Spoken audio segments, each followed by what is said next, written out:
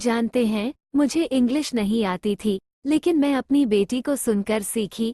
मैं देर रात तक काम करती थी। मेरी भी बेटी रात भर जाग कर पढ़ती थी। सुबह मेरी भी नींद नहीं पूरी होती, तो सोई मेरी बेटी भी नहीं थी। मैं अपने कर्म में और वह अपने कर्म में। पूरे परिवार के पैसे की चिंता अगर मुझे थी, तो उसे भी थी, कि जहाँ 2 ट्यूशन की बात होती तो वो बोलती, माँ एक लगा दीजिए, दूसरा मैं खुद मैनेज करूँगी।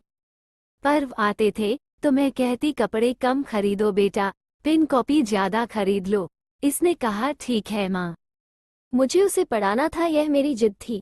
उसे पढ़नी ही थी, यह उसकी जिद थी। मुझे जिंदगी के उतार चढ़ाव में टूटना नहीं था, तो उसने भी कभी हिम्मत नहीं हारी। ऐसा नहीं था कि कभी कुछ बुरा नहीं हुआ हम लोगों के साथ, लेकिन ऐसा भी नहीं था कि हम लोग ने कभी एक दूसरे का साथ छोड़ा।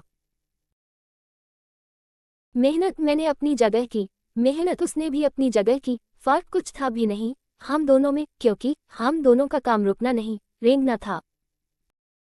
जिस जगह पर मैं माँ बनी, उसी जगह पर वह बेटी बन गई। जिस जगह में दोस्त बनी हूँ, उसी जगह वह मस्ती करने लगी, और जिस जगह में पत्थर बनी, उस जगह उसने पूजा शुरू कर दी। मैंने तो एक बीज बोया था, मुझे नहीं पता था कि वह बीज मुझे ही छाया देगा।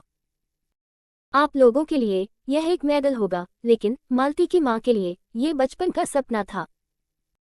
बेटी का अभिमान है, आने वाली समय का प्रकाश है, और उम्मीद की भी उम्मीद है। यह मेरे बर्तन करने का, कपड़े धोने का, रात रात भर जागने का, सुबह सुबह के चिड़चिड़ापन का, और मेरे एक नई सुबह का, नया साल का सैलरी है जो मुझे और चाहिए।